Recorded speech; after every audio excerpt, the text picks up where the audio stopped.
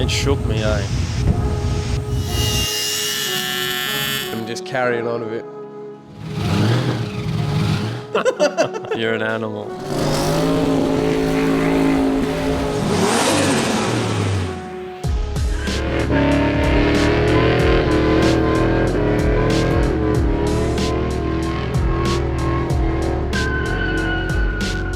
Whether you are watching us on YouTube or listening to us on your favourite podcast platform, welcome back to the Torq Hub PODCAST. Episode 17, brother. Welcome back. We've been busy boys. We're always busy. Busy boys. It's good to finally catch a minute, sit down and have a yarn, mate. It is. And welcome back to everyone else who's listening, whether it's watching on YouTube or on your favourite podcast platform. Or even your second favourite, if your favourite wasn't working, you know? Why is it not working? Huh? I don't feel like anything that's not working should be your favourite. But they're welcome either way. So, yeah, we're in the AM today. Yes, it's the morning, which is weird for us to do a potty in the morning, but it's still about 37 degrees out. Yeah. Welcome to WA. Yeah, I think we haven't had many days in the last, 2.5 weeks that have been under 35 degrees. I think we've pretty much been hanging around 35 to 40. Yeah. It's been miserable in the shed. It's definitely been a warm one and hella windy, which is unusual for here, really. Yeah. But anyway, that's enough of the weather. Yeah. Welcome to the weather forecast. Torq Hub weather. What's been going on, buddy? What have you been up to? Working. Yep. Been playing with the car a little bit. What's the status report? The old classic 2 steps forward, 3 steps back. Oh, I wouldn't say 3 steps back. Yeah, I know. I'm a pessimistic POS, though. Remember that? Yeah, true. It's holding good temp when we drive now. Well, it was. Yeah. Until it got warm. So we did our first test drive. I guess, where do we start? So, Shroud is on. yeah, made the Water shroud, pump is on. Blah, blah, blah. Changed to the water pump. I think we went over that in the last podcast. If you didn't listen to that, changed to a Davies Craig pump. Put a shroud on the PWR radiator. Sealed it up. Bloody blah. All good. Go to test drive it. And it just won't drive. Like, it just won't accelerate at all. I'm chasing a fuel pressure issue. I've just started at what I thought was the most logical point. I'm like, all right, it's got E85 in it. It's been sitting forever. So, fresh E85. And then we changed the sock on the pump because that didn't fix it. Changed the pump. Cleaned the filters. All the stuff. All the normal fuel system maintenance stuff, which I should have done ages ago anyway. Still didn't fix it. Turns out it was my...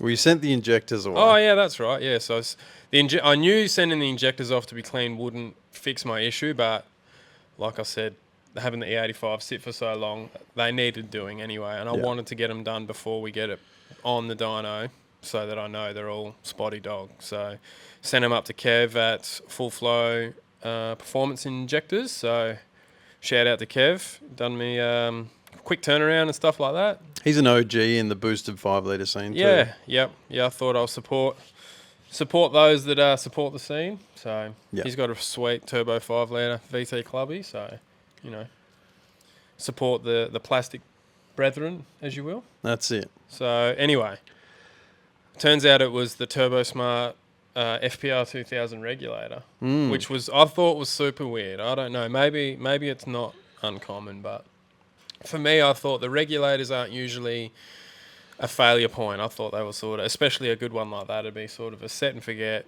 You don't really... Because from what I can gather, that one's not serviceable. It's got a non-removable collar on it, so I'm up for a new reg. We sort of botched something up just to test the theory, and sure enough, it was the reg. So we took it for a drive anyway, long story short. Took it for a drive on a cooler day, and it was sweet, temp-wise. Started up the following day, which was a lot warmer.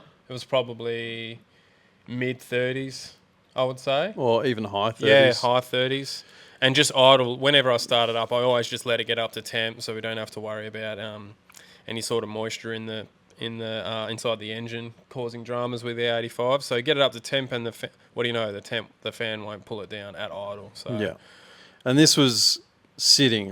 The day previous, we were driving it. I feel like if we were driving on that day, it probably would have been okay. But just sitting on the concrete, it's like it was just heat soaking, and it was there's a gremlin there. It wasn't running away with the temperature like it did originally. Like, it was a slow creep, but it's still a slow creep. Yeah, well, it wasn't pulling it. The fans are running. It's literally idling, and the fans can't bring it down. So there's a drama there. I might have an airlock or something that's a bit weird. Everything's custom on this thing and custom by me. So I think the radiator being a bit lower than factory isn't helping. There could be a few things. I'm going to check timing and stuff as well, and throw a temp gun on some things, just the basic stuff. Yeah. So anyway, that's where we're at with that. It was a bit of a pain in the ass, honestly. Yeah. I'm sort of ready to get it on the dyno and have a bit of a play, and we're still just chasing basic bitch ass problems. Yeah. Which is annoying. Yeah. You don't want to be overheating on the dyno. That's not ideal. Yeah. So we're getting closer though. Everyone keeps asking, and we're honestly, you can't be any more excited than we are to get that thing happening. But we're getting there. My car had to go under a fair bit of surgery since the last podcast as well. So head gasket issue, obviously we've covered that. But dude, the cost of parts when you're trying to do something properly, it's getting a bit out of hand. It really is. I thought to do a head gasket shouldn't be super expensive. It's not like I went super overboard either. I bought a new set of leads because the other ones were old and crusty and it probably needed it. And I went to an ARP head bolt, but just a basic ARP bolt, not like a fancy start or anything like that. And I think I was over $1,000 just in parts and consumables to get it together, which is pretty wild. But it's the cost of playing the game now, isn't it? It's the cost of living. Yeah. Unfortunately. Yeah. And there's only more taxes to come. I've seen something on the social media the other day. We're getting more taxes with carbon emissions for cars and all that sort of stuff. It's looking pretty average for your average car enthusiast. Yeah. Or even just motorist, actually. Yeah. But we got it all back together, and we got it back together in time for Motorvation. I got to say, we've already said it in the video if you haven't said it before, but a massive shout out to Jason and Rob at CSC Performance. Reached out to us after seeing the content that we've been putting up and said, hey, you've gone to all the effort of putting this thing back together. Why don't we give it a health check and make sure it's good before sending it to Motorvation? So we drove that bad bitch 2 hours up to the dyno, which performed flawlessly, which was great. Give it a power run. How amazing.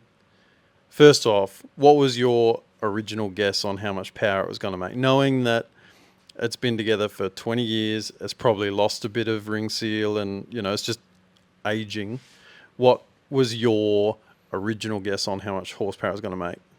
I think I said to you like 250 or something. It was around that mark. It was like, it wasn't, I think I guessed like 240, 250 purely off how hot it was. Yeah, because it was a hot day. And when I owned that ute and had it on the dyno, in a warmish day, it made like 260 on a similar dyno. So I figured, it'll probably be a little bit less than that for how much older it is. So it's crazy that you did get a day where it made like 260. I was surprised, honestly. But I said to Jason just before the first power run, I think I got it on film, but I don't think it made the video because it was just a shit shot. But I said to him, mate, make sure you buckle yourself in tight. This thing's fixing to make a dirty 270 horsepower. And then rattled off, I think the first pass was 327. And then we did 2 more power runs, and I think we ended up at 330.1, which is 0.1 horsepower less than it did in 2004, which is wild to think. It is. We didn't do any retuning. As much as we would have liked to. Yeah, we probably would have liked to have touched up on the tune a little bit, but for some reason the Delco hand controller wasn't powering off my OBD port. So there's something to look at later. But for all intents and purposes, look, these guys hung around after hours. Late. We did this dyno session after the workshop was shut, and for all intents and purposes, we got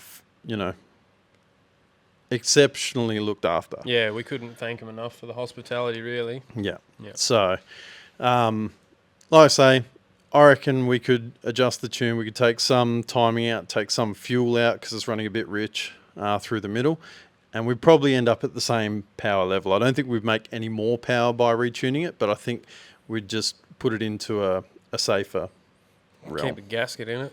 Yeah, yeah, that'd be nice. But I don't know when that's going to happen. That is something that we can look at doing in the future, but I don't know when that's going to happen because the fact is, at this point, any money that I spend on that car takes food straight out of the mouth of the SLE project.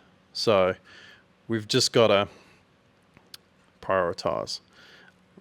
If it comes to a slow content month or something and I've got a bit of money rattling around in my pocket, maybe we could revisit it. But for the most part, we've got so much to do and not enough time to do it in as it is. So, but we do want to explore what that stock bottom end is capable of. Isn't that right? We sort of 2-hour drive on the way home after realising that it's all good sort of thing, and we thought, what if we put a cam in it? What if you fabricated a water-to-air intercooler brick for this thing? What if we put a proper fuel system in it? Just little stuff.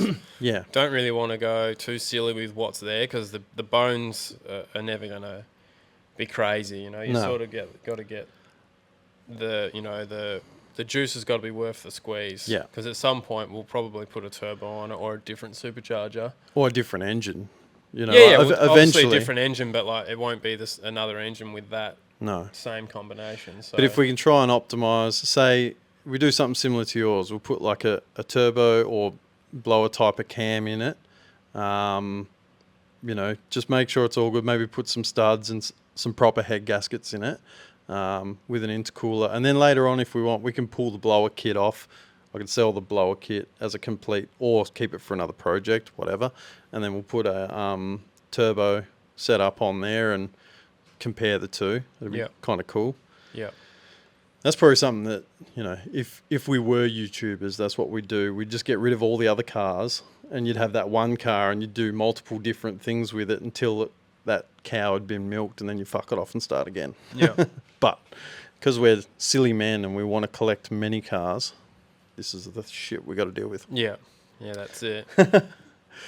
But, massive thanks to those guys for helping us out and, doing the ride in, just being great blokes. The more important thing than checking the car out and whatever was we made some new friends. Yeah. That's the greatest part about all of this, is that we get to meet people, like-minded people that love the same stuff that we do. Like Rob's got a bunch of awesome 5-litre cars. You went for a ride in his SS Ute. Yeah, that was really good.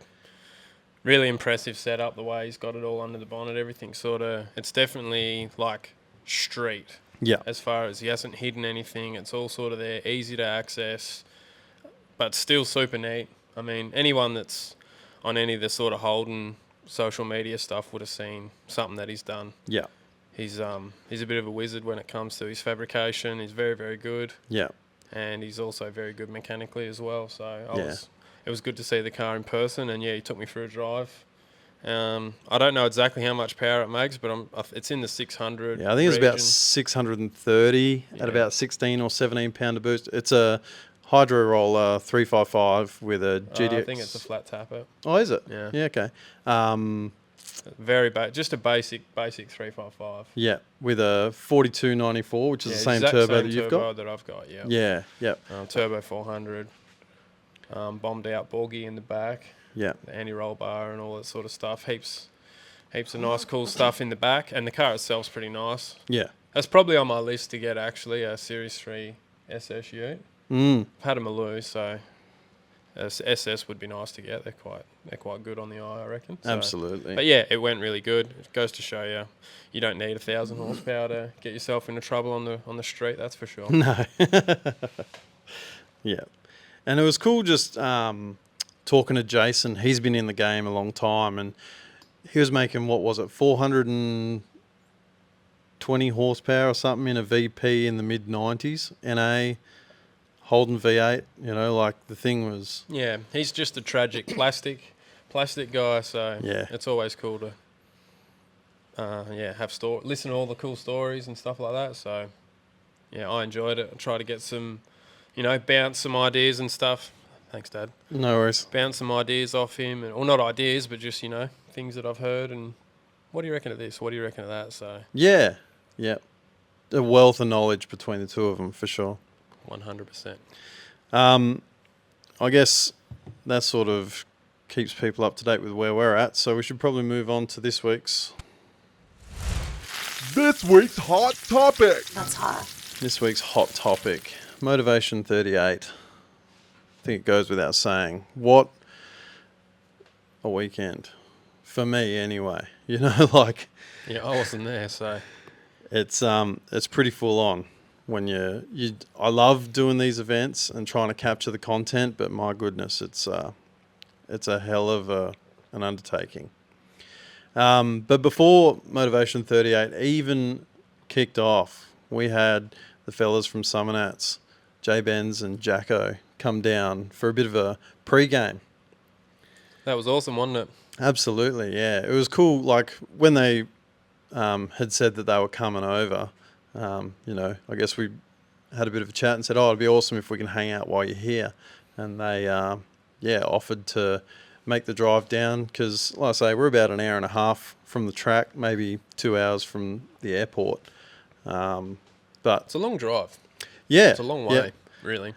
And that was probably at the start of this heat wave as well when they came down. They weren't ready. They were not ready for what they were walking into. But, it was awesome. They came down and I don't know if it probably won't be out by the time this podcast comes out. I'd say maybe a week or two after. But we did a bit of a Summernats Cribs episode.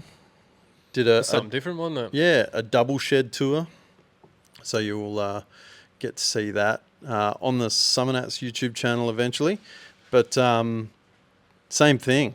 More importantly than the content that we captured was that we got to actually hang out without just passing each other at the event. Yeah, you can't get much out of those boys at the events. They're just spread so thin.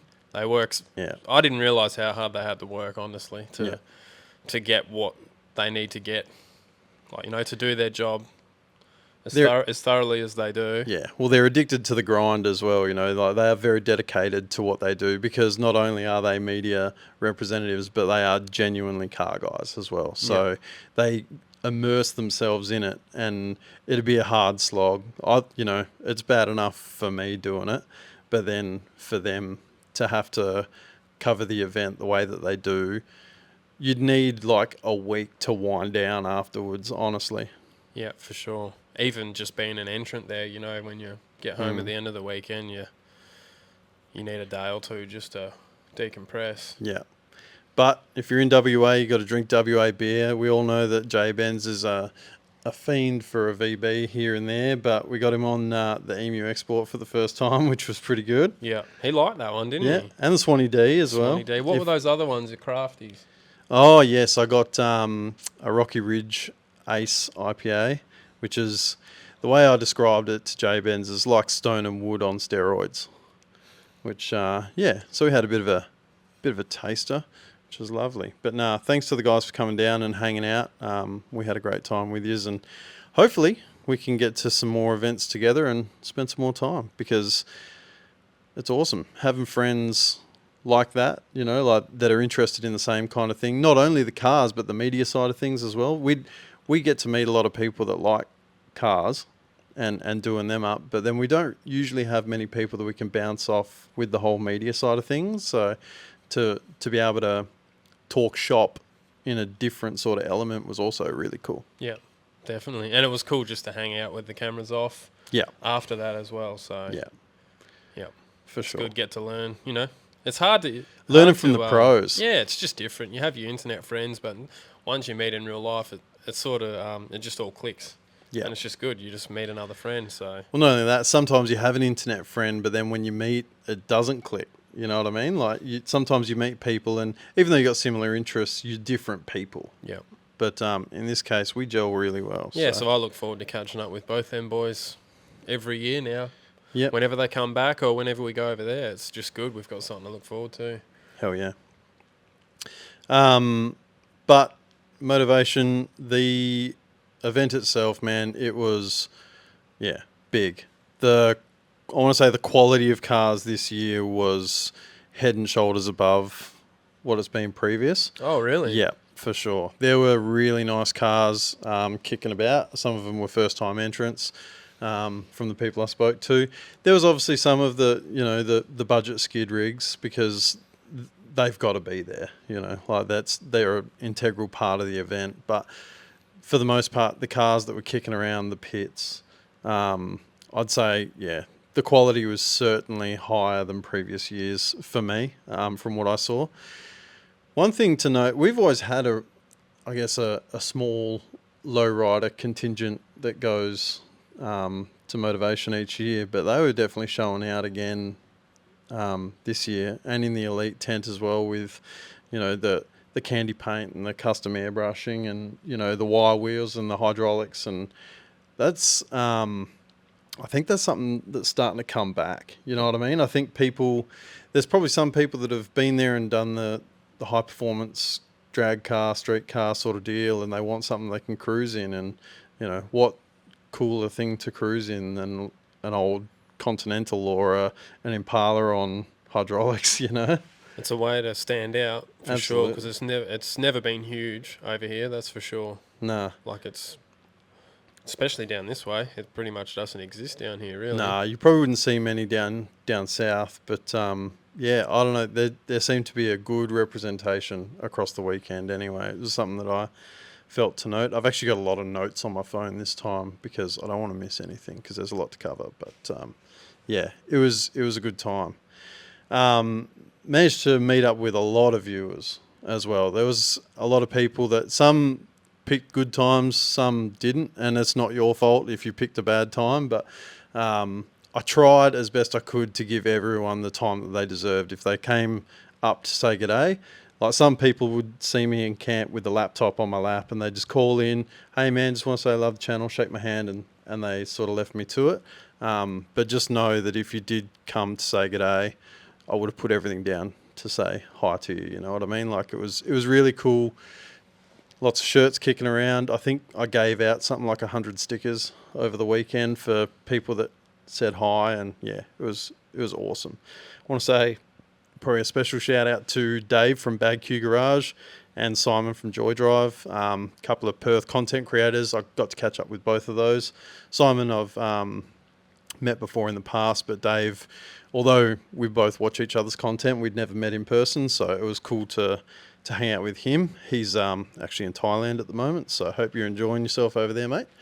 And what a clean HQ Monaro that is. Spewing, I missed it. Yeah, it's a tidy rig, man. It's got a couple of minor imperfections, I guess, and because we were camping with Simon, he was talking to him about maybe getting them fixed up at Woodley's Car Works, so but real tidy car, nice small block Chev in it. It's a tough sounding thing, and he was cruising the pits all weekend as well, which was really cool. A lot of people cruising the pits. Another special shout out, I guess, to Shane, who's a viewer of ours. He caught me at a really good time in the pits. I just put the laptop down. I pretty much had enough of it for a couple of hours, and I was itching to get out for a cruise, and I saw he was standing in front of Wolfie's XY with, I think it might be brother or brother-in-law, nephew and stuff. So Mick's car was there and he wasn't doing much. Said, mate, throw me the keys. So I had the white XY. And I said to him, come on guys, let's go for a cruise. So I got to throw them in the car and we went for a bit of a pit cruise in the Pro Charge XY. So hope you enjoyed that, mate. That's kind of what events to me should be about moving forward, especially once we've got a couple more cars running with more seats, not just my ute, which has only got one seat. Being able to throw some viewers in the car and go for a bit of a cruise, you know what I mean? Like that would be the ultimate for me. So that was probably one of the highlights of my weekend, was being able to give that opportunity to them. So hope you enjoyed it. And he was wearing a shirt as well, which, you know, easy way to be picked out in a crowd by me. If I can see my logo, that spins me out. So. But yeah, like I say, heaps of people that came up and said g'day. I want to say congratulations to Keaton for winning Judge's Choice in the Elite Unveil. If you watched the video, I managed to catch Keaton for an interview with his one-tonner. What a wicked build that is. Did you see that bit on the video? Yeah. What an awesome car, man. It really is nice and, you know, obviously shows. To win Judge's Choice, that's a big mean feat. deal. Yeah, because these guys, you know, they're like Motor X judges and stuff, so they know boats. But there was, in the Elite tent, I think the one that won most of the things like People's Choice and Top Engineered and all that, it was a Sandman door slammer that was done to show car standard. Yeah, okay. It was a wild unit. I did see some footage of that. Yeah, beautiful car. Things that were great about the event for me. Communication. As always, you're getting text messages left, right and centre from the event organisers on what's open, what's not, what's coming up. You know, if there's an oil down, they let you know. So it was really good. The scrutineering was fairly efficient. Now, you did have to sit in line and wait for a long time, and it was hot, so people were getting a bit disgruntled about that. The thing that maybe could be improved there is just how they managed trailers. Ultimately, the cars that are coming on trailers are the ones that's holding everything up because they're trying to unload and get in and whatever. For me, not having a trailer, it would have been nice to be able to flow through a bit better, being that all I had to do was go through the line. But when you're trying to scrutiny 450 cars in one afternoon, it's not going to be super smooth, you know what I mean? But I think that the way that the staff navigated it was reasonably good, in my opinion. It wasn't nice sitting in a car for an hour and a half with no aircon in 35 plus degree heat, but, you know, these are the silly games we play. It is brutal there, eh? Yeah. You're just surrounded by concrete and bitumen, so it's definitely warm. Yeah. But I thought the scrutineering was good. Quality cars, I've already mentioned, was excellent. And the camping setup, obviously we had a bit more room than previous years. It was similar to last year, but we had even more room this year. Do you remember last year where the freestyle motocross ramp and that was? Yeah. That's where we were camped this year. So there was more marquees and stuff around the fence line. But yeah. And I want to say a big shout out to the boys that I was camping with as well, because who you're camping with makes the event, I reckon, for sure. And so shout out to Michael, Mards, Wolfie, Simon, James and Brody. You guys are all absolute legends. It was cool to just hang out with dudes that got nice cars and want to talk about the cars, you know what I mean? They know some stuff, and yeah, it was a good time. What's the things that I think that they could improve upon? There was no Super Cruise on the Friday, which was weird for me. They'd open up Skid Row, but there was nothing happening on the track. They could have had a Super Cruise maybe, say, from 2:30 till 4:30, and then they would have had plenty of time to sort of clean up and get prepped for the 8th mile drags at 5:30. I understand that maybe the staffing has been allocated to scrutineering and stuff like that, but I feel like as an entrant, you'll get more bang for buck being able to go on a Super Cruise rather than just having Skid Row open, because not everyone wants to go down Skid Row, but just about everyone would do a Super Cruise, you know what I mean? So for me, I would have liked to have seen a Super Cruise implemented on Friday and the Sunday schedule. Now, we did end up having a Super Cruise on Sunday in the end, but that was only because of the bushfire that we had on Saturday. Because that Super Cruise got cancelled, They then put one on the Sunday, and they had Skid Row and a Super Cruise running simultaneously. It would be nice for that to be a permanent fixture because Absolutely, yeah. otherwise, last year and the schedule this year as well, but last year there was no Super Cruise or anything on the Sunday. So unless you were a burnout finalist or you had tyres to finish up on Skid Row, there was nothing for you on Sunday, Yeah. really. Which for the bulk of the cars there, that's what you want to do. Yeah. So they're the two things that I'd really like to see implemented into the schedule moving forward is Super Cruise on all 3 of the days, with maybe more Skid Row and Super Cruise simultaneously, because that way you're cutting down the lines for both. If you've only got Skid Row open, you've got heaps of cars lined up. If you've only got the Super Cruise, same deal. If you can split the crowd up a little bit, if people just want to pump tyres, they can go to Skid Row.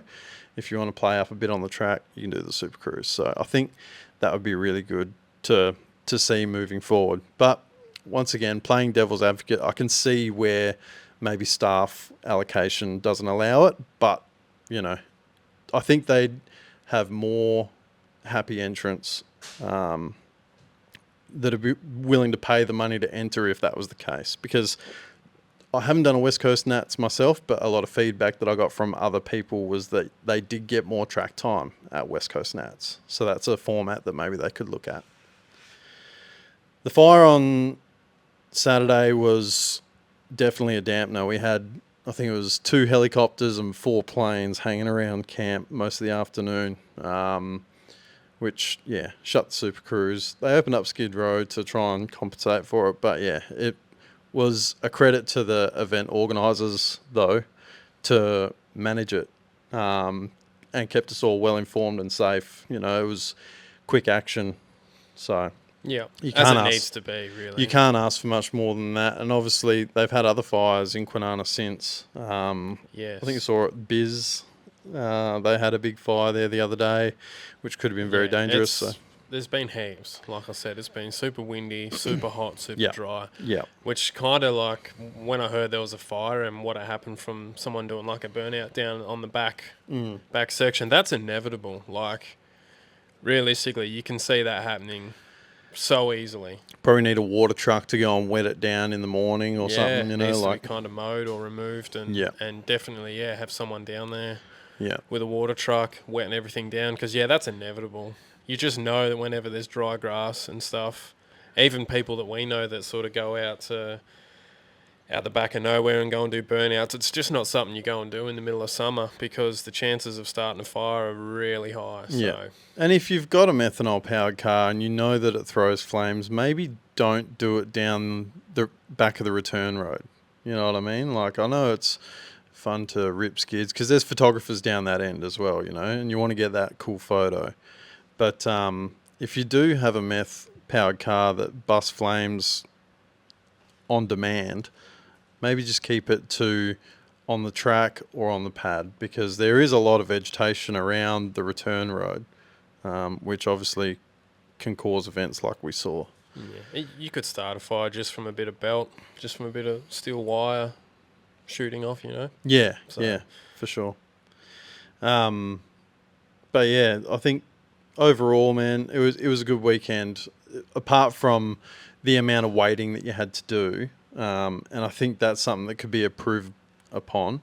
But the level of cars, what we saw event wise, I think it was a good thing. They just need to, maybe open Skid Row and the Super Cruise simultaneously a little bit more. That'd cut down your 2 hours of wait time because I didn't end up getting out to a Super Cruise in my car. Whenever I did, there was an oil down and they closed the track. So I thought, well, I'll just go and film for a bit and come back. By the time I come back, there's another oil down. You know what I mean? Yeah. And I think the other thing was they were holding up a lot of traffic on the Super Cruise as well. In previous years, one car would go, they get about, say, 500 feet out, and then the next car would go. They were holding cars on both lanes. So if you were coming in on the right lane, but there was a car going down the left lane, because obviously you come out of the snake pit and then back down the left lane for your second lap. You know what I mean? if there was a car going down the left lane, you were held in the right lane until such times they cleared the 8th mile. Whereas in previous years, they would have both lanes flowing quite freely. This, to me, was a problem because it was holding up traffic a lot. It's definitely a problem for flow, but you've got to think about why. Why did they do that? And I'm assuming that they, with their insurance or just the way that they want to run it, there's been collisions there at, I think, another event. I don't think it was Motorvation. I think might have been West Coast Nats? West Coast Nats, where their cars have collided on the drag strip. Yeah. So, you have a problem, you sort of come up with a solution to stop it happening again. I would assume that would be where that's come from. Yeah. There's got to be some kind of risk assessment, though, because although, yes, that collision could happen, you've got to look at the likelihood of risk.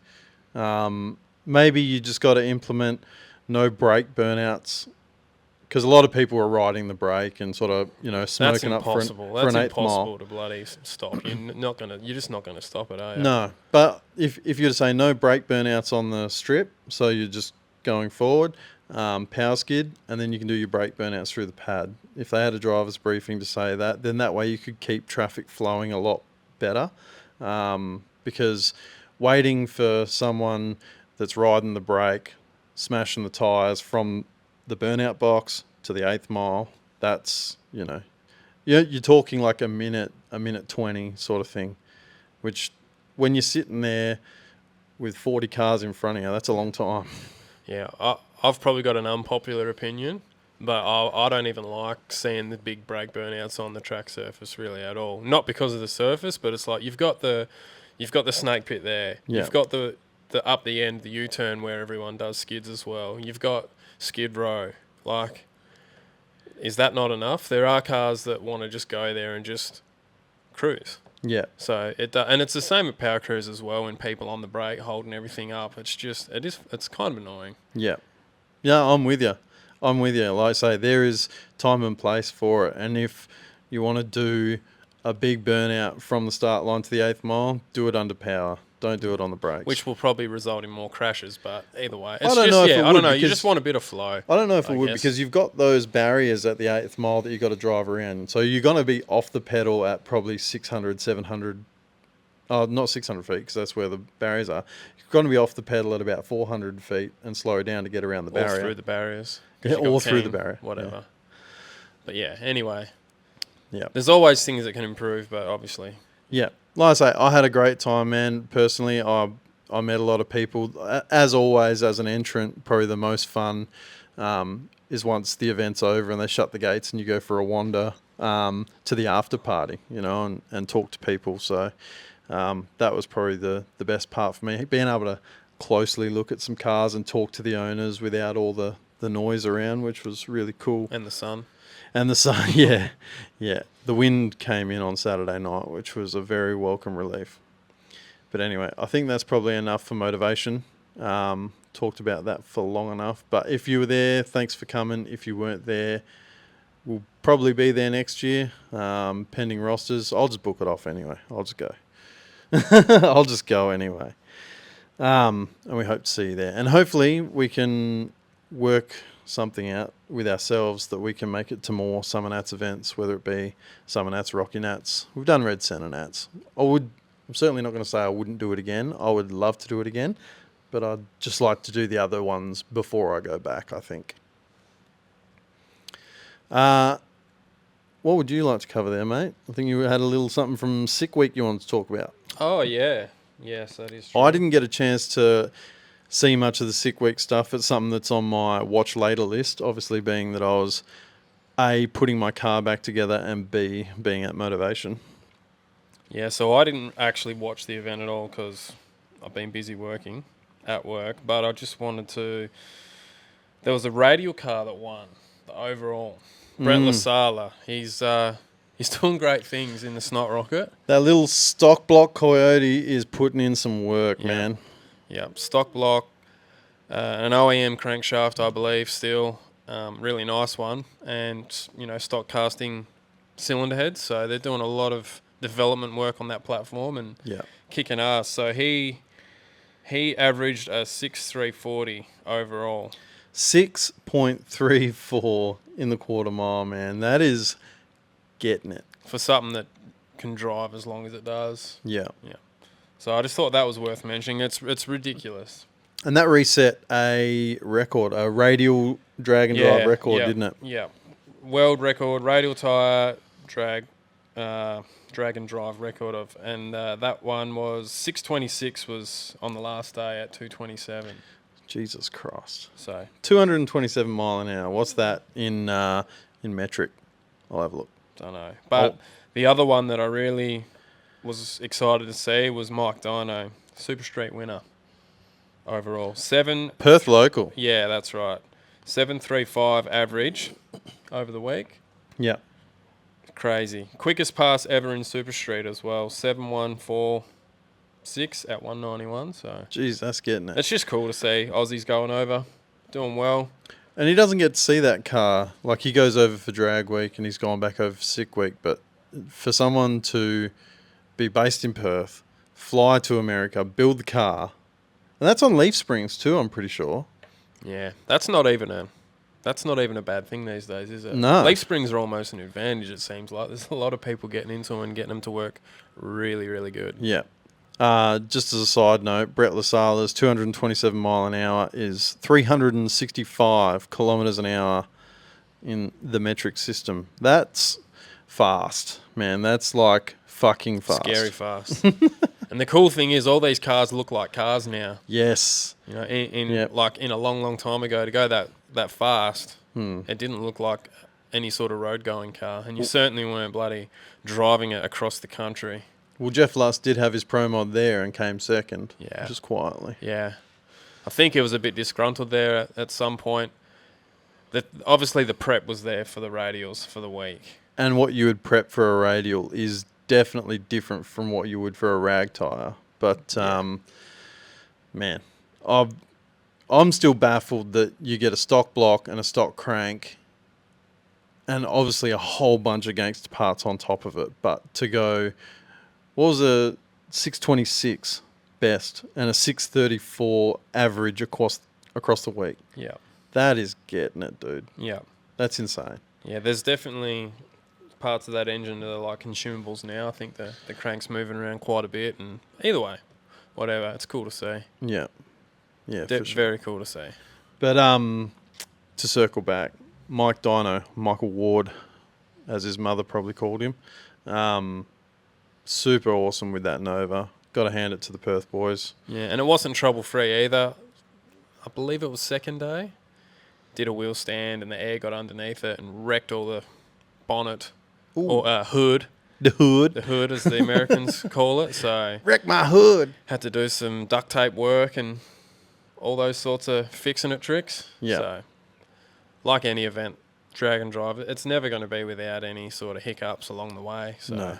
especially when you're at the pointy end of the field. So, yeah, it's cool just to see not only Australian flag sort of flown, but the West Australian flag too. You know, we're kind of on our own over this way. Yeah. And there's definitely a few guys over here at the moment, or have been over here for quite a while, that are on the world stage, definitely hold their own. Yeah.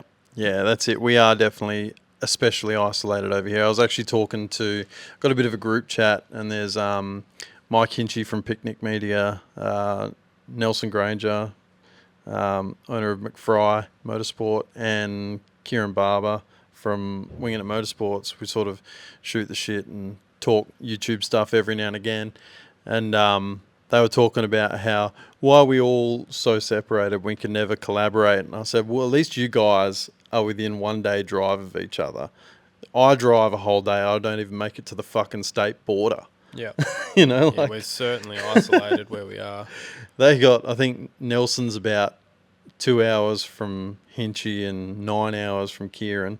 So that makes Hinchy about 11 hours from Kieran.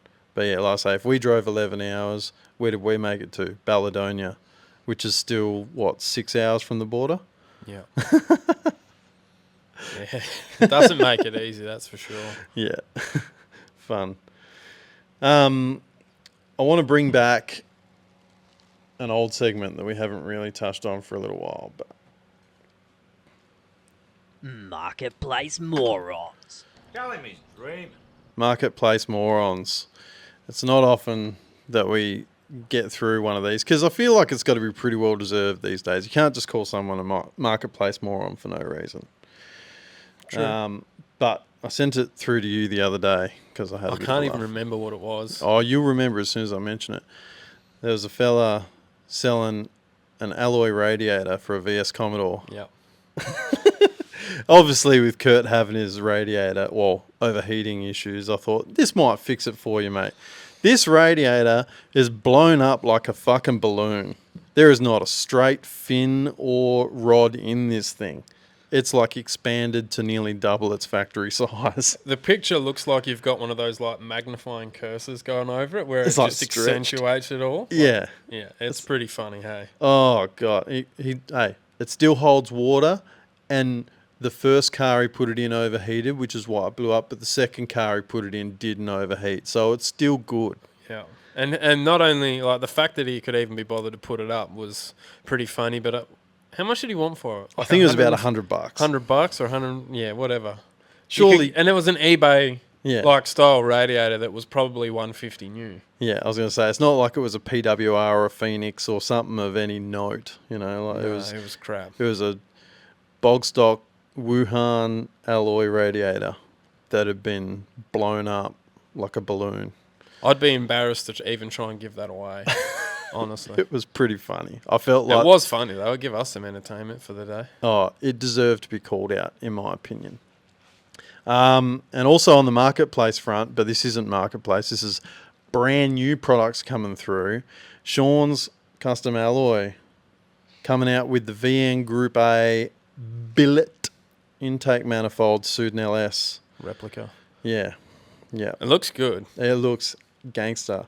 And I think he's developing a 5-litre manifold Yeah, okay. as well. That is but- cool. That thing, dude, looks like jewelry, doesn't it? It does. Anything billet just looks Yeah, extra when gangster. billet's done properly and you've got the really, when they spend a lot of time with the finish, you know, with the ballpoint mill, and they get all the tool pathing like on point, like most of the guys over here that do. Yeah. I mean, Australia's renowned for having pretty nice We've- stuff. We've got yeah. a few good guys that with the CNC machines that do Yeah. exceptionally well. So Yeah, we've got some of the best CNC programmers in the world, and it shows when you look at stuff like Sean's Customs and all that sort of stuff that they get out. But yeah, I think he's got them to suit like LS3 and Frankenstein head and all that sort of stuff with the VN Group A top. hat looking. Yeah. And I think he's got it set up to suit drive-by-wire throttle bodies and all that sort of stuff. So it's like a really modern piece. Yep. I think I was talking to one of our viewers, Damien.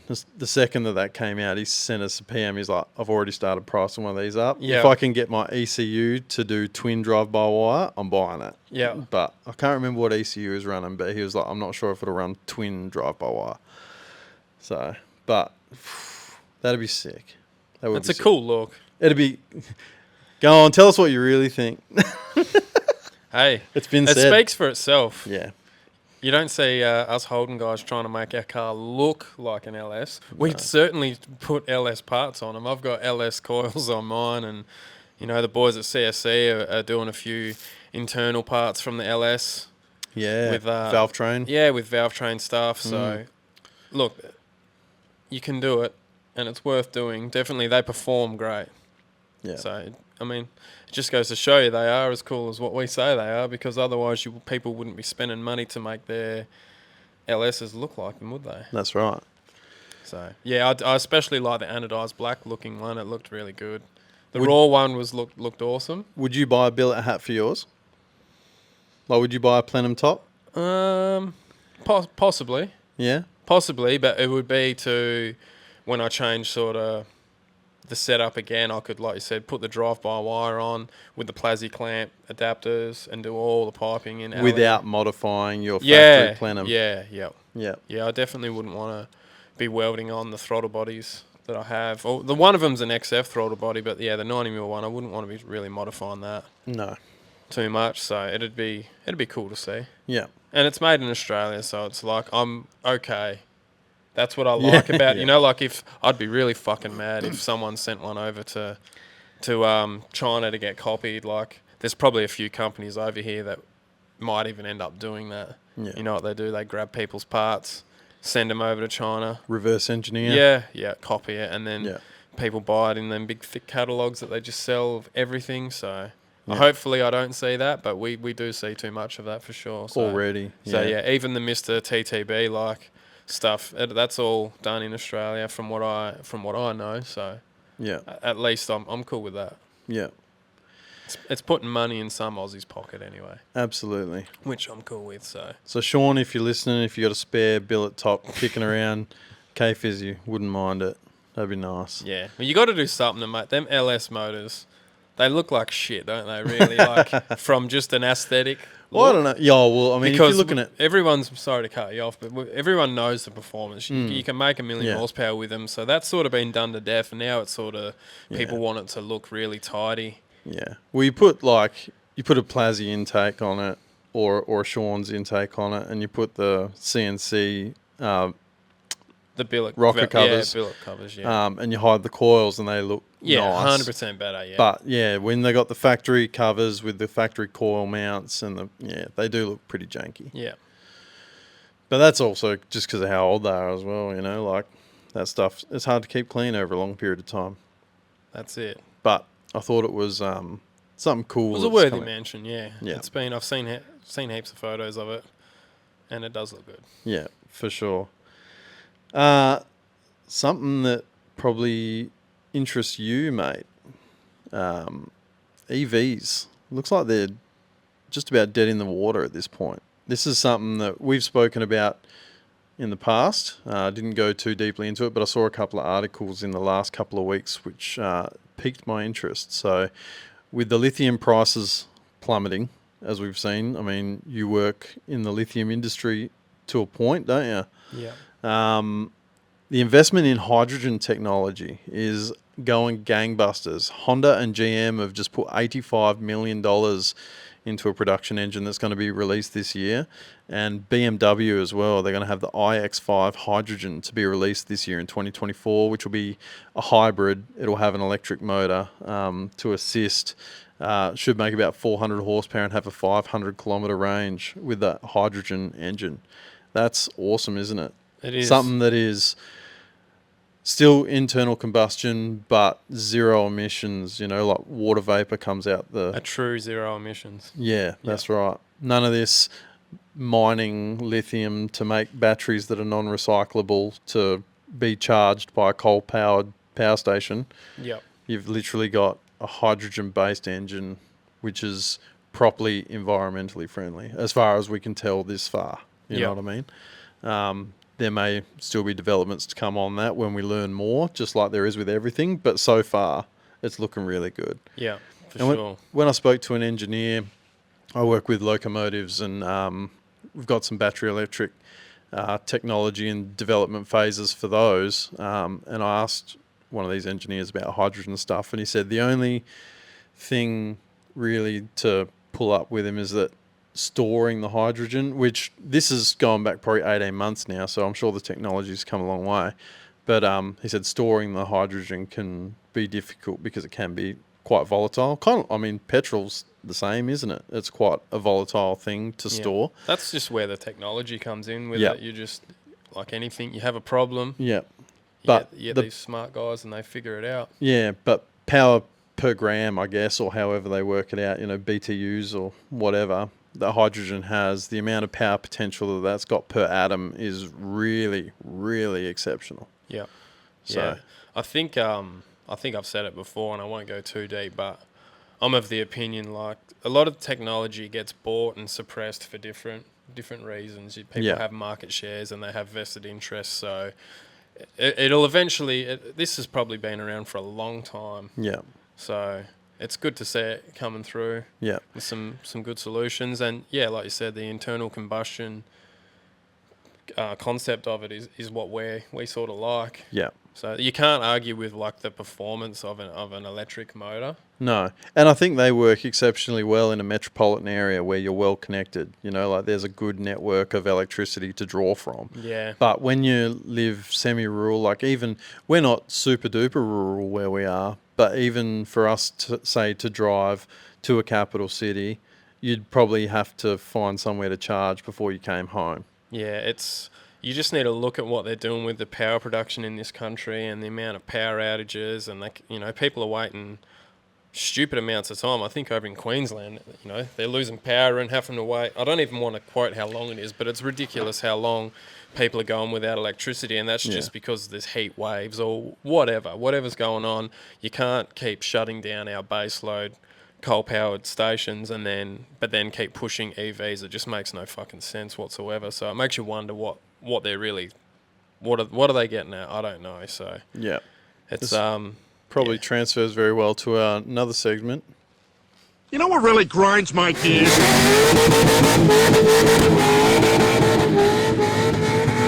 Running on the chip. On the chip, powered by ReedSpeed, back again for 2024. Thanks to ReedSpeed. If you want to get a slick accessory drive for your, particularly Holden V8, but other projects in the development phase, hit them with it, K-Fizzy. That's it. www.readspeed.com.au. Excellent. Check him out. He's got merch too, so even if you don't have You're showcasing the shirt as we speak. I wear it all the time. I think I got 3 shirts, 2 or 3. Yeah. Or maybe 2, I don't know, but a black and a white one. I reckon nice simple logo, and I like representing him and his stuff. So yeah, he got hats and shirts as well. So if you need a hat or a shirt, you might not need to go to the surf store or whatever. You can get straight on his website and get it. That's it. If you want to buy a shirt that stands for something that you're interested in, you can go to there. Or if you want to support us, maybe go to torqhub.com.au. Get yourself one of our sweet little numbers. Anyway. We done pretty well January. Sold a lot. I reckon it's our best month. Yeah, possibly. We were sending a lot of orders out. Yep. I was making lots of visits to the post office. Yeah. So I got to say, big thanks to all you punters who've been supporting us on the merch store. It's actually getting to the point where we're going to have to make another order soon, which means we need to get off our dot and make a new design. Yep. So, because we're not going to waste the opportunity. If we're going to order shirts, might as well get a new one while we're there. For sure. We'll come up with something. It'll be nice and basic, but yeah, something else. I'm keen to add a new design to my wardrobe. The repertoire. Mm-hmm. Back at the ranch, on the chip, you went down a minor rabbit hole. Have you got anything else that gets you on the chip, mate, other than the political backing of EVs? Not really. Nothing that I can think off the top of my head, honestly. Yeah. There is stuff that annoys me, but I need to research it a little more, especially now that we put this out to the world. We do have to be careful about what we say sometimes, because people do want to hold and they should. What you say to account. And like you say, yeah, they should. And it should be fact-based. Opinions are what they are, and you can only base your opinion on what you know. But, yeah. I just wanted to bring up it's more 2023 from what I can see than 2024, but cancel culture. People wanting to cancel cruises and stuff because you've got one person that does a skid when they leave. Just because you've got one person who acts inappropriately for the event of what it is, that doesn't mean that you should then turn around, particularly because I'm seeing this from car enthusiasts. I'd expect that from the Karens that live down the road, but you're seeing car enthusiasts attended the event. They see someone doing something inappropriate, and now they're turning around and going, they need to cancel this event. The organisers are, not being held responsible for their actions, and they need to fucking act upon old mate and this and that before they organise another meet. It's not up to the organisers. It's up to the organisers to breed the culture, for them to say, like, this is what we're about. Don't be a dickhead, essentially. But it's not up to the organisers to hold your hand and make sure that you do the right thing. You need to do that yourself. And the crowd themselves, if they're the ones that are geeing up someone to do a skid as they leave the Bunnings car park, they're probably the ones that need to check themselves as well. And I'm not against it. I'm not against a cheeky little skid when you leave a meet. But as we say, at all times, there's time and place. You're not going to do it in a residential area or whatever. You go out to the boondocks where there's no one there. Yeah. If you like driving your car and you don't want to get harassed any more than you already do, Yeah. you just got to, use your brain, as Al would say, a little bit. Yeah. So What authority would someone that organises an event, what authority could they have over someone being a fuckhead anyway? that's right. Really. At the Yeah. end of the day, there's nothing that they can do about it. So if you're someone that just goes, I'm not going to go to that event because someone did a little skiddly diddly when they leave, you are part of the problem, honestly. If you don't support these events and if you don't help breed that responsible culture, then there's going to be nothing for you. And then you'll be sitting at home whinging that you got nowhere to go. Because you're not going to get off your own ass and create your own event. You know what I mean? There's a lot of people that are doing good things, but they get hampered by people who are making a lot of noise online for what reason? You know what I mean? Like they make a lot of noise about, like last time I went, my mate's car got scratched by a fucking push bike or whatever, and that's unfortunate. But that doesn't mean that the whole event needs to be canned. We need to be responsible for our own stuff and our own actions a little bit. Yeah, we need more events. I agree. Yep. More smaller stuff, I think.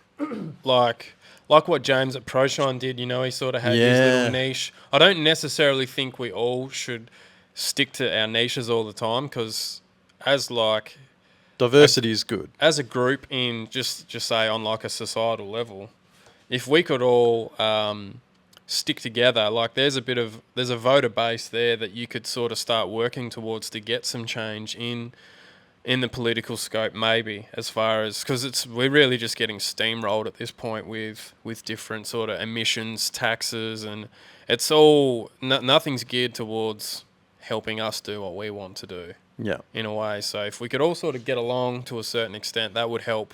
That would help the overall thing. But you don't need to run the biggest crew. You don't have to have massive crews. Nah. Just get your mates together and go for a cruise, and don't be a fuckwit, and it can grow from that. That's right. You don't need an event as an excuse to get your car out.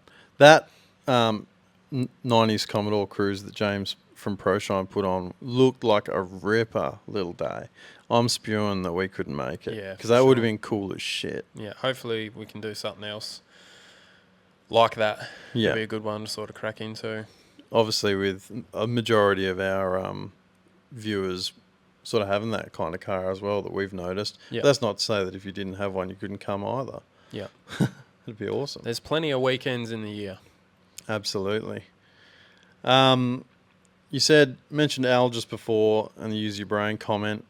I think it's probably important to announce a departure from the content creation sort of scene, in that Al's now taken a dip from being the host of the Skid Factory, with the 300ZX project being wrapped up. He's definitely going to be a big loss felt throughout the medium, but I do want to say best of luck to Woody, because the dude, let's be honest, you'll be able to probably resonate with this pretty well, but without Woody, there was no Skid Factory. People say without Al, there's no Skid Factory. Well, guess what? If you were relying on Al for there to be a weekly upload, never would have happened. Yeah. That's kind of like It's the you same and as me. us. It's exactly the same. All those cars would still be built, and that nothing on the actual real world would change, but you guys wouldn't get to see it. Exactly. Which is... Woody's the one that's probably doing the majority of the work, really. For the content side, for sure. Yeah. So I want to say massive props to him for taking the ball and running with it. Yeah, sticking with it. Yeah, because that new workshop space that he's just put together looks really good. It does look really good.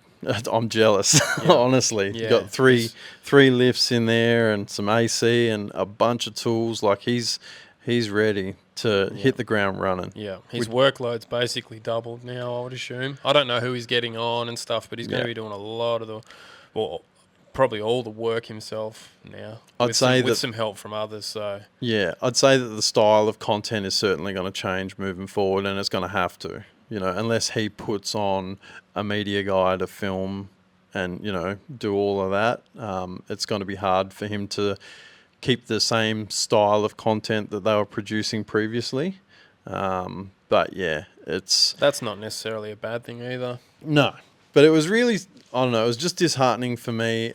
I watch all the Skid Factory stuff. I really do enjoy the content that they make, and obviously I enjoy the way that Al presents his stuff, and also Woody as well. But then to go through the comments, and there's so many people going, oh, with no Al, there's no Skid Factory, I'll be unsubscribing, you know, rah. They're not even giving the bloke a chance. Yeah.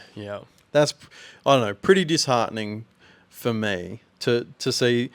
Like I say, without Woody there was no Skid Factory. There wouldn't have been videos put up there. I know that Al has a very strong fan base, and it dates right back to the Mighty Car Mod stuff. You know what I mean? And these people are fanatical about him and what he does, because he's obviously excellent at what he does. Yeah. But I think people forget that Woody's a mechanic too. Yeah.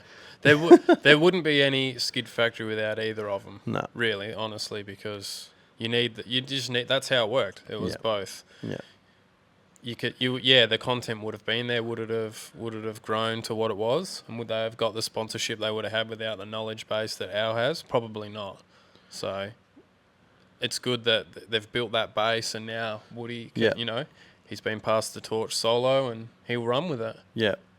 But no. And I'm sure he's learned a lot from Al over the for years, sure. which is an important thing as well. Yeah. And it's not all about the skill sets either. You know, there's characters that people want to watch. So, That's it. Or not characters, just personalities. You've got to remember, this is done for entertainment value as well. You know, like, just working on cars isn't all that interesting. When you try to make it a show, you've got to have that extra stuff. You've got to have that banter. You've got to have those characters that play those narratives. So, yeah. Nah, it's... Yeah, I'm interested to see what he comes up with. Yeah, I'm pumped to see, obviously, Kevo get finished the 2J Commodore, obviously, because it's a second-gen Commodore, so that just automatically piques interest. But and also the, what is it, the Fairlane. Yeah. That'll be a cool build as well. Most of them are cool that they have done, so they've done a lot of great. They've got good taste. You know what I mean? Like, they execute very well. So, Viva La Wood Factory 2024. Yep. Let's go, baby. Get after it, Woody. And although we're all the way on the other side of the country, you got our support. Not that you need our support, because what are we? Fucking nobody. But you've got it. Also, another departure from the content creation game.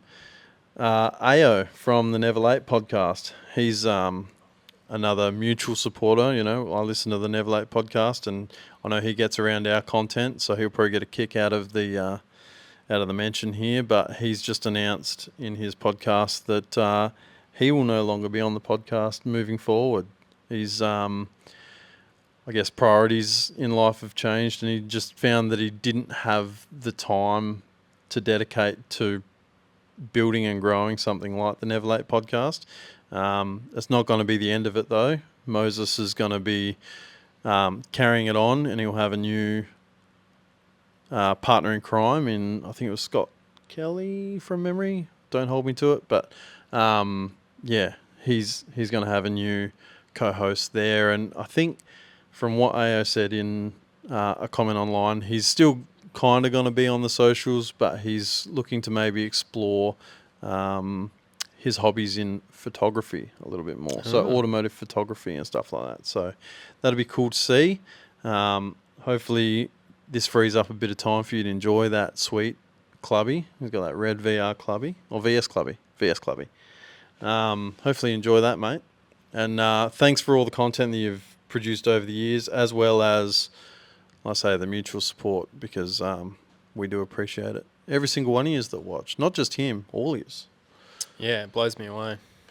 But there's two big blows for the content creation. I guess that's the bit where we say that you're... No, I'm just kidding. Alrighty, shall we move on? Sure. Do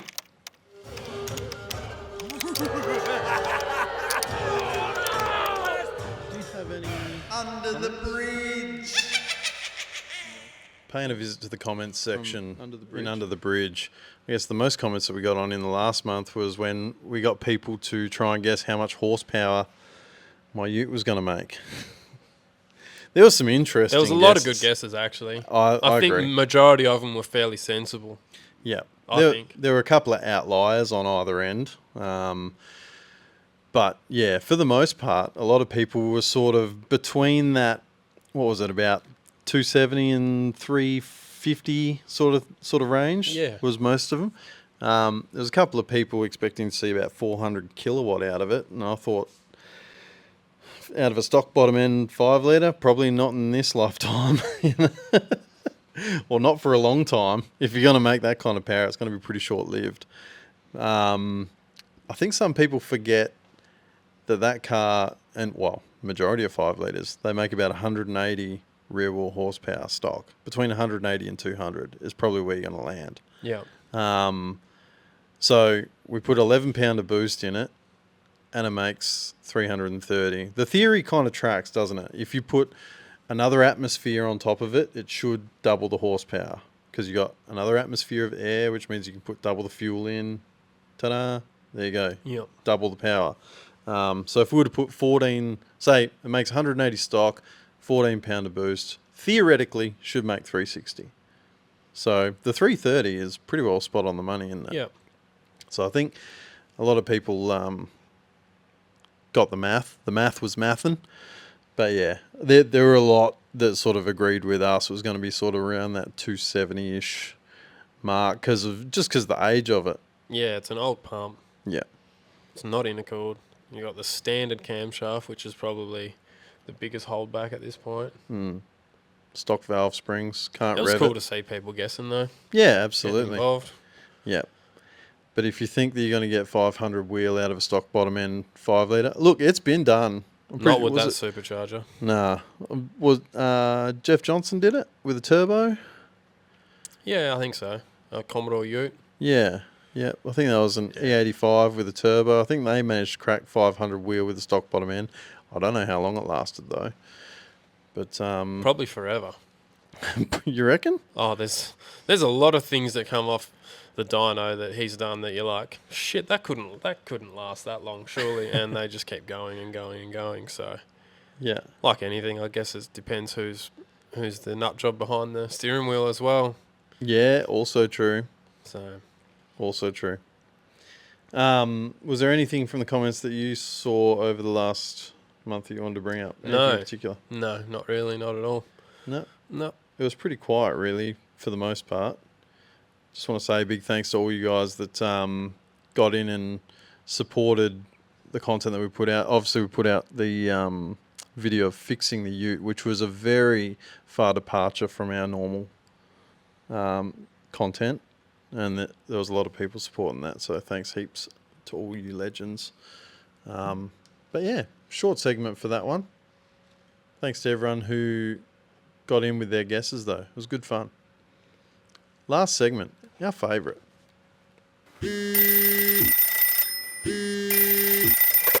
Hello?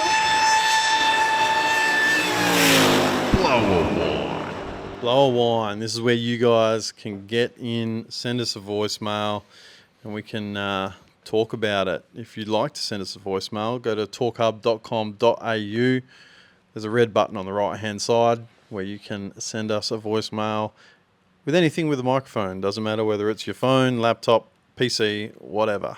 At any time of the day or night. That's right. It does not need to be when the podcast is running or even just before. Whenever. Yeah. We Whenever get a lot you feel the need. If you feel like you want to send a message to ask about sending a message, send us a message. Yeah. We get a lot of people who send us a DM going, hey, when should I send through a voicemail? It's like, mate, when you Now. sent that message is when Now. you should have sent the voicemail, because the voicemail inbox is open 24 hours a day, 7 days a week.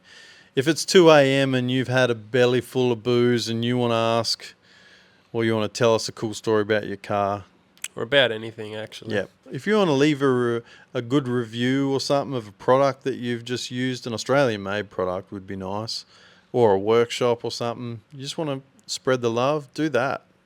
We'd love to hear from you. We got hit up by good friends from the Far East again.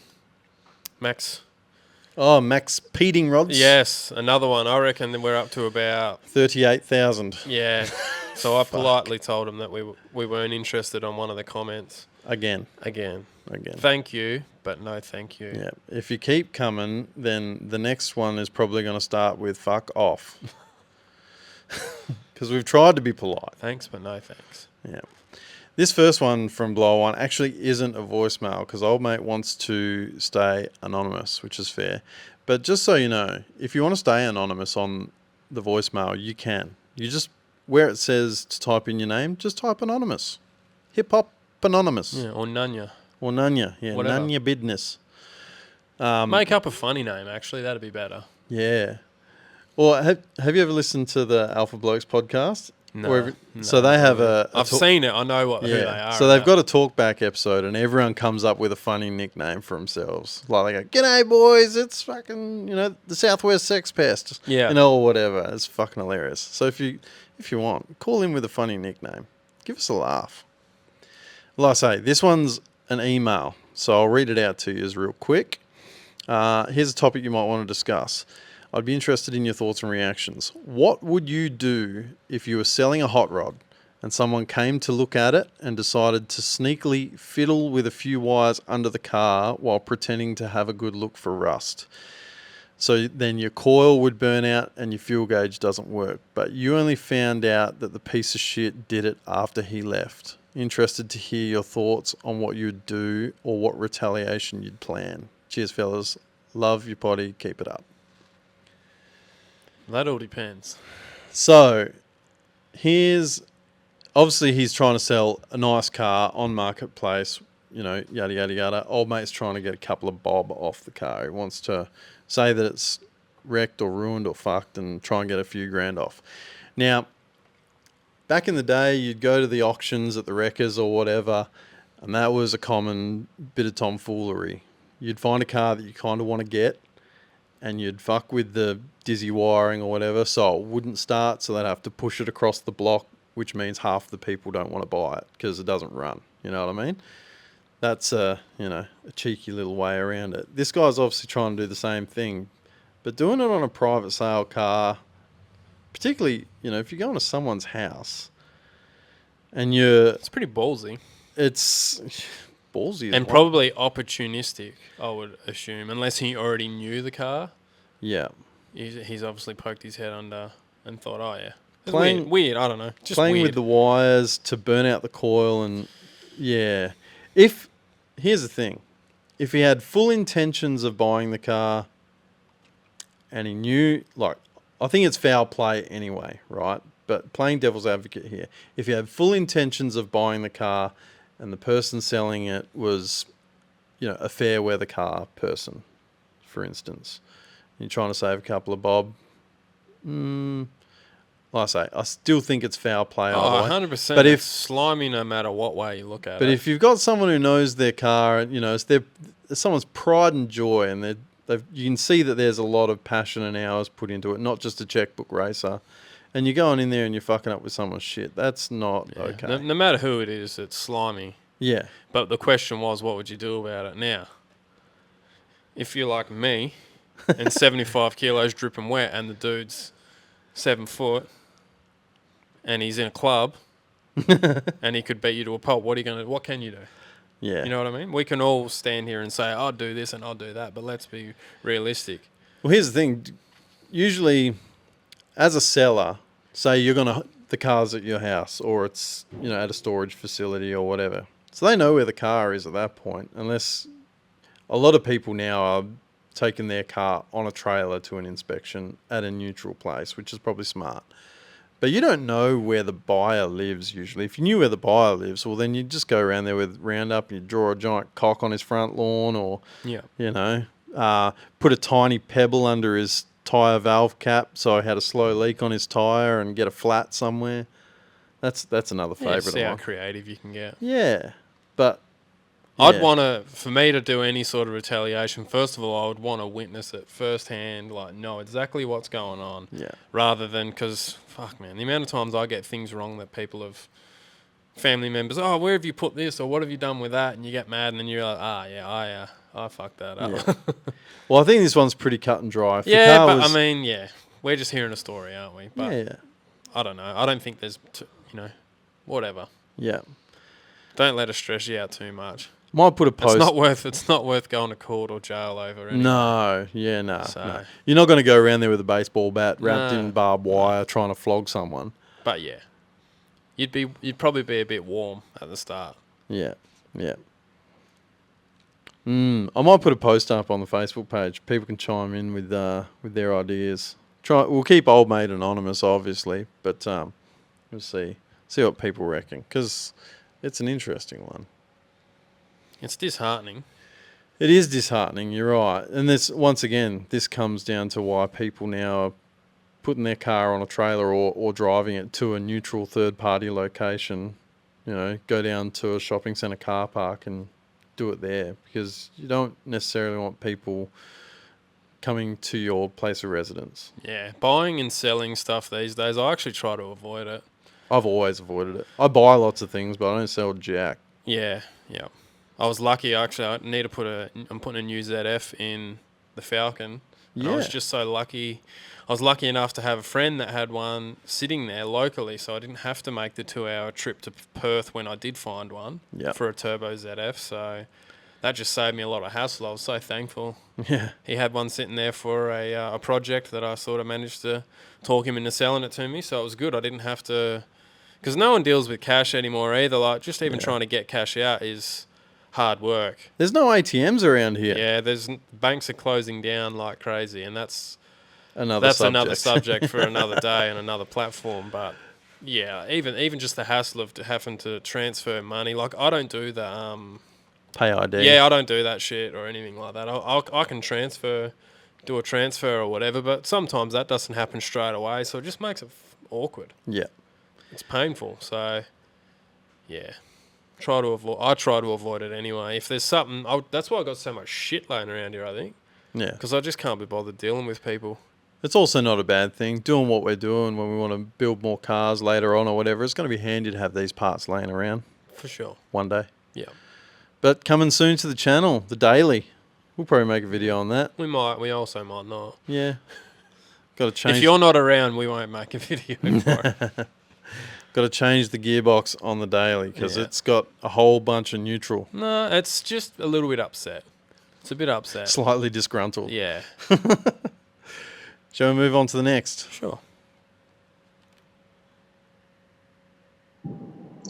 Yeah, righto, boys. Come on, hurry up and get a turbo on that mag machine you got there.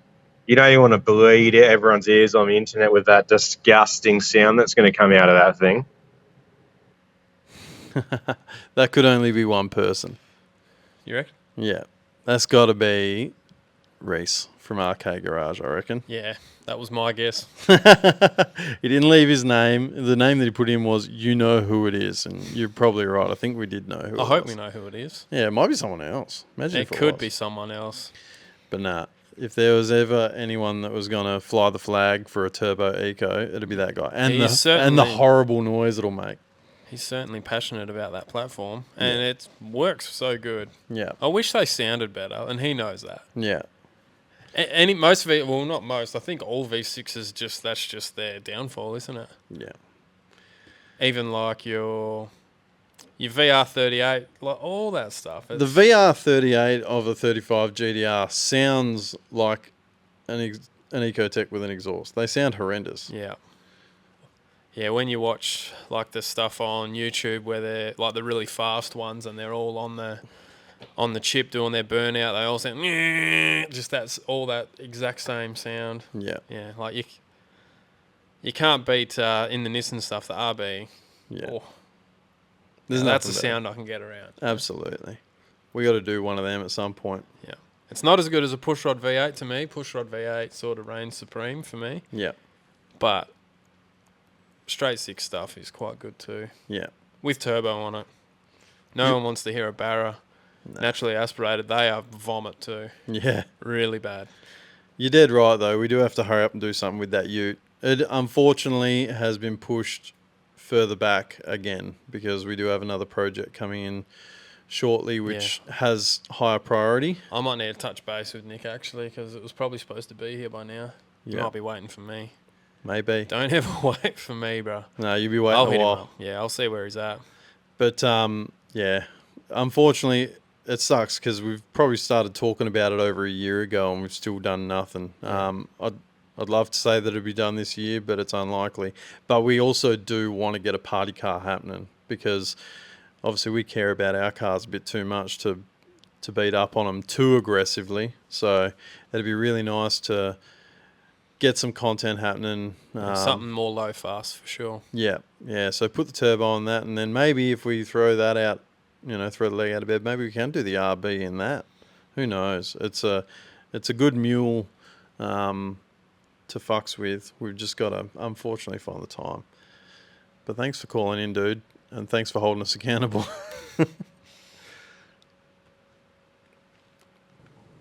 Hey boys, just thought I'd reach out and ask you boys a question. Currently on lunch break and thought I would just send a voicemail because why not? I was just listening to the potty up in the morning. But yeah, recently bought a H Series Kingswood and looking at lowering it. Obviously, just want to keep it original caps, just lower it 6-bang at the moment, but obviously bigger plans in the future. But just wanted to ask you boys what you think's best and if you know any recommendations or any little tips and things like that. But yeah, have looked at lowered springs and lowered shocks, but I've heard that they run real stiff and they're not too good. But then I've also heard there's a little tip that most older guys are running. They run LH or LX Tirana springs, and I believe that because Tirana's a bit of a lighter car, if you put it in Kingswood, it tends to sag a bit. So they are softer springs from what I've heard, but it makes the car nice and low and sits not too bad. Apparently handles not the worst. Or obviously the easiest and most alternative option is just chopping the springs. But as you know, it's a Kingswood. I don't really plan on doing that. I feel like it's kind of shonky to do that. But let me know if you guys know any other tips or little tricks or anything from friends or families and things like that. I would love to hear your opinion. And yeah, I would appreciate it. But thanks for the potty, boys. Would love to keep it going. Can't wait to see guests on it soon. Especially some maybe Burnout Masters or Shake's Chop Shop and things like that. What's he doing throwing shade on the choppies? Hey? How dare you, mate? No. But how good, though? On the lunch break, throw in a cheeky voicemail. That's perfect. That's how it's done. That's what we're talking about. That is how You're sitting it's there, done. you've been listening to the potty and you thought of a question, just hit it before you forget. Because if you're like Kurt, you'll forget 30 You'll seconds just never later. do it. Yeah. That's the thing with lowered springs, dude. They do ride harder. And particularly if you're going to put lower profile tyres on it, that's going to make it exponentially worse. Yeah. So if you can fit the Tirana style springs, it's kind of the same with the Commodores. People will run like a Barina style rear spring. That's just so they can lower it more, though, really. But also because it's for a lighter car, when you put more weight on it, it gives you a bit more squishy rather than the us in the back. Yeah, what with the inch of travel you have left. Yeah. I'm not a suspension guy by any stretch of any imagination, but I would assume that you'd want a spring rate that is designed for the weight of your vehicle. And then I think if you're worried about ride height, just really spend some money on good shocks. Good shock absorbers will probably take a lot of that that initial jolt out of the ride height. That's all in valving and stuff in the shock absorber.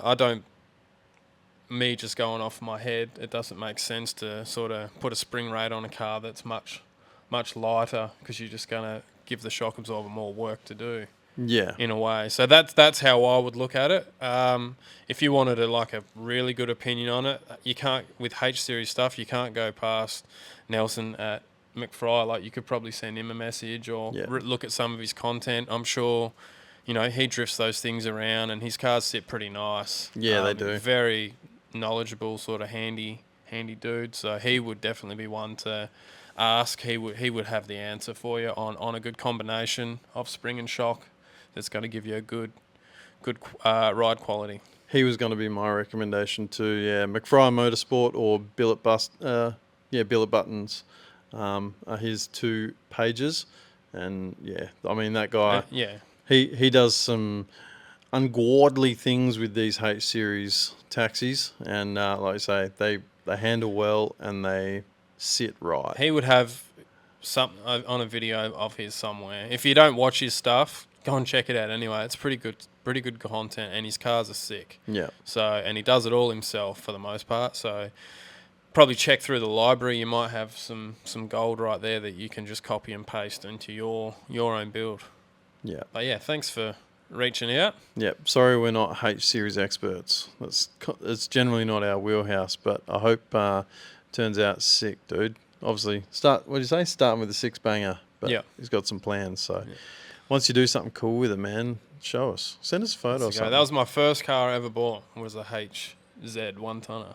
Yeah, the boys. 202 Aussie 4-speed, radial tune suspension, of course. Ooh, stop it. Yeah, it was pretty cool. It was a project that I was going to do. I mean, it ran and drove, and I wanted to do a custom tray and all that stuff. I didn't end up getting there because I just bought the Commodore before I even got my license. So I sort of had 2 cars before I even got my license, and then I just drove that thing into the ground instead and sold the 1-tonner.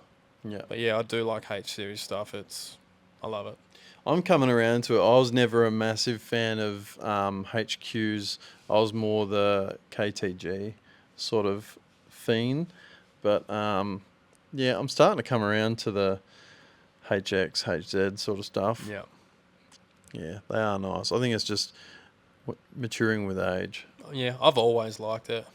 Yeah. It's just hard to find good ones as well. Like they probably were fairly affordable back when we were first driving around, but we were sort of more into the Commodore stuff anyway. Yeah. But yeah, there's some nice HQ builds, like HQQ builds that are getting me excited. That's for sure. Yeah. Probably my favourite would be the HK Monaro, but the Qs, like I see a good Q and I'm like, ooh. Did you see that Monaro that Aiden Stampali had, an old gold Survivor? He just sold it. It's going to really? Canberra. Yeah, okay. That thing was cool as shit. But you wouldn't want to do anything with it because it was stock paint, stock interior, like certainly not perfect by any stretch of the imagination, but very nice, you know, for what it was. So I hope the new owner gets a lot of enjoyment out of that. Yeah, g'day guys. Brandis here. Just want to shout out. Last podcast is pretty cool. Hit the nail on the head with the topic of Summonats. Pretty sure you guys explained most of it. Just want to shout out to Lost Racing. Went down there today to get some fittings, and I was in a bit of a scatterbrain mode trying to work out what I wanted. It wasn't making much sense to myself, and they knew exactly what I wanted and had it all in stock. So yeah, definitely going back to Lost Racing, and the pricing was pretty spot on. Wasn't overly expensive for what we got. So yeah, definitely be using Lost Racing again. Keep up the podcast. Love it. Thanks, Brandis. That's fucking prime. I love to hear it. Yeah, that is awesome. Thank you for using a company that supports us in what we do, and showing that support to them. Like you say, the girls in there probably know what you need better than you do. They've helped us immensely over the years of, you know, even before we had the channel, purchasing stuff, the Speedflow stuff in particular, through Lost Racing, and they are a full bottle. They know boats. Yeah. Yeah, no, they're definitely easy to deal with. What I do, because usually I order most of the stuff we need because it's usually here. I try and make it as easy as I can for them because they do look after us. So I don't want to. Although obviously they know what they're doing, and you can go in there and not even really know exactly what you need, and they can sort you out. What I try to do is, I've got the book, so I recommend anyone that's sort of looking at doing some plumbing on their car at any point in time. It's so handy. I know it's all online, and you can go, like Speedflow themselves have a good website, Lost Racing have a good website, but having the book on hand where you can just look through your different fittings and adapters, because there's quite often for a solution, there's at least 2 different ways to do a lot of different things depending on how much room you have and all those kind of things. So it's good to have a book, and then the part number's right there. So what I do is I just email, because it's all there, really easy. I'll just have the part number, the quantities, and I just send it off, and it's so easy. Yeah. Um, I went through exactly this. So Triggers is a mutual acquaintance of ours who I work with, and he's getting ready to do some plumbing on a project of his. And so while I was at work, I downloaded the Speedflow catalog and printed it out. So you had it there in front of you. Same as what you're saying. If you don't want to order the catalog from Speedflow or pick one up from Lost Racing, you can download it from the Speedflow website. Having it in front of you in paper form, for me, is key. When you're trying to flip through different pages online, click on that fitting, no, that's not it, go back, refresh, whatever, it's a fuck around. it's time consuming. Absolutely. Far easier to have the old school book in front of you. If you got it on paper, you can just flip the page and it's got multiple part numbers for everything. If you're doing an AN thing, particularly like a fuel system, try and stand there with the car and draw yourself a map, I reckon. So you go, right, I need a hardline adapter here and then a hose end. Then I need 2 meters of hose end, filter, like literally break it down. You're never going to get all the fittings that you need on the first order because you're always going to forget something or fuck up an angle, or because you're going to think that you need a 90 there, but really it probably needs a 60, whatever. There's always going to happen.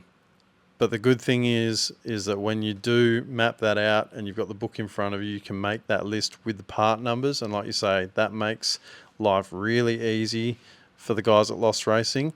And if you do get it wrong, you just take that fitting back to Lost Racing and they'll exchange it for the right one that you need. There's never that unused fitting. Yeah. There's never a problem insurmountable for them. It's really good. Yeah. So yeah, even if you don't want to do the part number thing, they're there and they can sort you out for sure. If you tell them that you need a -6 90-degree hose end, they're going to know what the part number is. Yeah. And even I mean, we're fairly proficient with that catalogue now. We've ordered so many fittings over the years, tons and tons of fittings. So we sort of know what we want. But every now and again, Leslie or Marilyn will be like, oh, did you want this or that, like a steel fitting or whatever? So there's different options. And even one of the last times there was a huge price rise on a particular, I think it was a filter or something, and Leslie rung me up and was just double checking because I was ordering multiples just to make sure I was happy with the price and all that kind of thing. So super helpful. Every time I've got to deal with them, I enjoy it. Yeah, it's never a hassle, which is good, and it's kind of rare sometimes. You're right. With especially things like that, there's just so many different parts and stuff like that. So it's nice to just be dealing with people that not only look after us, but they know what they're doing. Yeah. And it's good, and it's good to hear that you guys are using sort of people we recommend. So yeah, and it's good to hear that you're having the same experience as us. So calling in and saying that, came in scatterbrained and walked out with exactly what he needed. That's you're not just hearing it from us because they're supporters of the channel. This is, a genuine off the street customer with a genuine testimonial. So if doesn't matter where you are in Australia, they'll post it Australia wide. You can call Lost Racing and for all of your speed flow needs. And they got heaps of other stuff too. Like they got all exhaust parts and they're a mechanical workshop as well. So if you do need something, check out their website or give them a call because they're great supporters of Torq Hub and we appreciate you guys getting around them. Yeah, and if you did hear about them through us, let them know. Yeah, let them know so they can see they're getting some sort of ROI on the help that they do give us. So it doesn't go astray. It helps us. There's certainly no incentive for them to help out 2 losers from the southwest that build cars in their shed. But if they do hear from you guys, then it might encourage them to continue to do so. We would have used them anyway, and we were using them. So. That's right, yeah. We were already customers, and we will be moving forward. Thanks again for calling in, dude. Like I say, if any of you guys want to get in touch, if you're just had something spring to mind while you're listening to the potty, head to the website, torqhub.com.au. Press the red button, send us a voicemail. While you're there, check out the merch store. If you like, you can get yourself a hat, a t-shirt, a hoodie. Actually, we're very low on hoodies, which is okay because it's the middle of summer, but we should probably get onto that soon, dude. Stubby holders, stickers are back in stock. I will put them on the store this week. Anything you'd like to add, mate? No, I think that's it. You covered it pretty well. Excellent. So, we're running out of excuses. It's time to get back onto the wagon. We'll probably get your daily working shortly. And Yeah, then, soon. I've got to send a converter off to get cut open and just checked out, make sure it's all good. Putting a new transcooler in it, blah, blah, blah, because they're renowned for blowing up. So get a new one on there. And a few other bits and pieces. And, yeah, get that in and out so we can get cracking. Yep. On my end, I've got a couple of domestic things to take care of. And then I really should get my K-frame and stuff off to powder coat so we can get my VH back on 4 wheels and then get ready to start plumbing up some brakes. Yep. So that's something that we'll be getting into moving forward. And like we said, there is a new project on the horizon. Might be the end of this month or start of next month maybe. But yeah, keep your eyes peeled for that. Thanks heaps for listening or for watching, depending on what platform you're on. That's it. We do appreciate it. And we'll hopefully get a guest on here soon. I think we should shoot for that. Yeah, we'll try and tee someone up. So if you know anyone that might want to jump on, that might be cool to talk to, Yeah, someone interesting. we'll put them in the queue. We'll put them in the queue. Someone more interesting than us, which wouldn't be difficult. Yeah. That's it from us. Thanks for listening to the Torq Hub podcast. We'll catch you on the next. See ya.